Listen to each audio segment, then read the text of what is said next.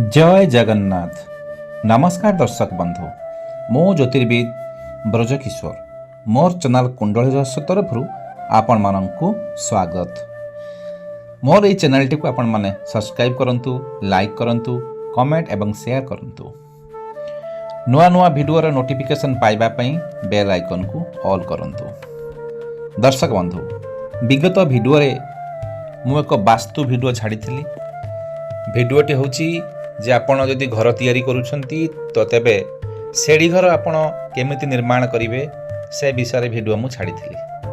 आज किंतु बहुत बढ़िया वीडियोटी मु छाड़ुची।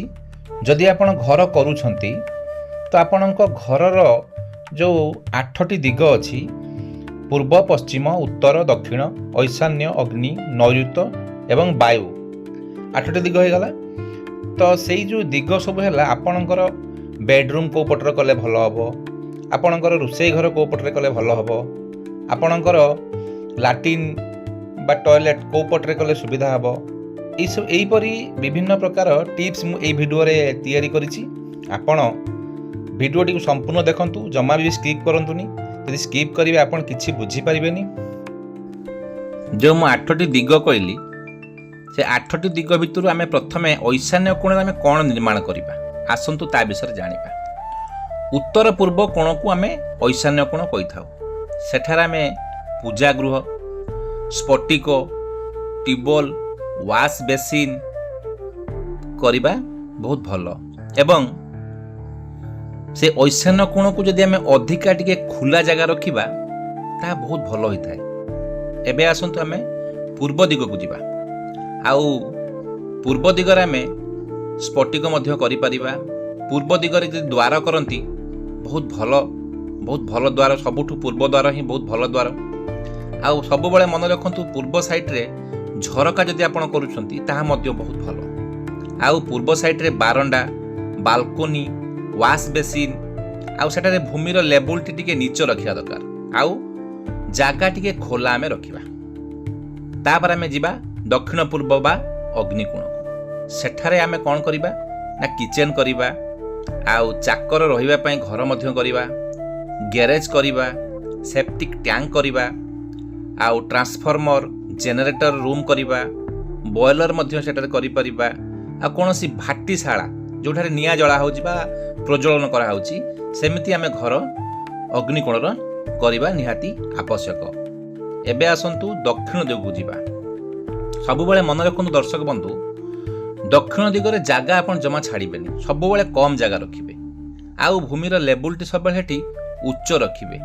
आउ अधिका घर जतले करिवे टी अधिका उच्च घर करिवे। आउ दू छाती करिवे। आउ सेटा आपण मेसिन रखि परिबे। जदि आपणक घर साइड रे कोनोसी गच्छ लगेउ चाहिबे सेही पट सेटा आपण गच्छ मध्य लगेई परिबे। एबे आसंतु जिबा दक्षिण पश्चिम बा नैऋत्य कोण।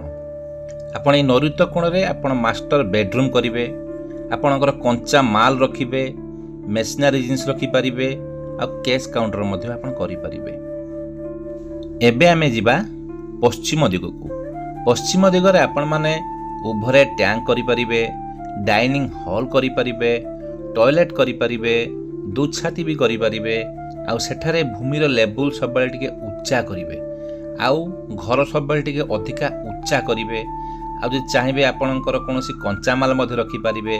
आ जागा सेठी आपण जम्मा छाड़िबेनी।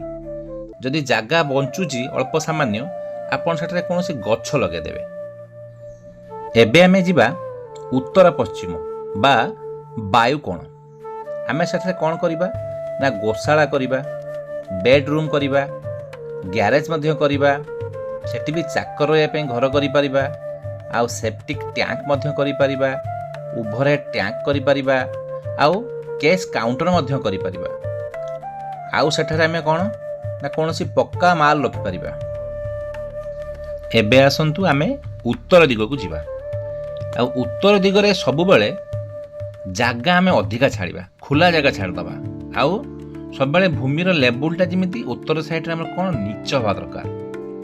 उत्तर पटे आमे कोन सो करि परिबा ना उत्तर पटे आमे बालकोनी करिबा, उत्तर साइड रे द्वार करिबा। उत्तर साइड द्वार बहुत बढ़िया द्वार, झरका करिबा, बारंडा करिबा, स्फटिक एवं वाश बेसिन मध्य आमे उत्तर साइड रे କରିପାରିବା।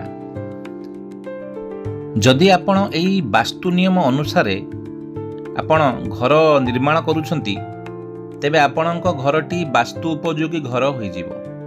ଆଉ ଆପଣମାନେ ସେଠାରେ ଯଦି ବାସ କରୁଛନ୍ତି ତ ଆପଣଙ୍କର କୌଣସି ଅସୁବିଧା ହେବନି। କାରଣ ଯଦି ବାସ୍ତୁ ଉପଯୋଗୀ ଘରେ ଯଦି କୌଣସି ଲୋକ ବାସ କରନ୍ତି, ଧନଜନ ଗୋପଲକ୍ଷ୍ମୀ ବଢ଼ିଥାଏ। ବାସ୍ତୁରେ କୌଣସି ଦୋଷ ହୋଇନଥାଏ। ତେଣୁ ଆପଣମାନେ ଏହି ଭିଡ଼ିଓଟିକୁ ଅନୁସରଣ କରି ଆପଣ ଯଦି ଘର ତିଆରି କରୁଛନ୍ତି, ତାହେଲେ ଆପଣଙ୍କର ନିଶ୍ଚିତ ମଙ୍ଗଳ ହେବ। ରହୁଛି ଦର୍ଶକ ବନ୍ଧୁ, ପୁଣି ଦେଖା ହେବ ଆଉ ଏକ ନୂତନ ଭିଡ଼ିଓରେ। ବିଦାୟ ଦିଅନ୍ତୁ। ନମସ୍କାର।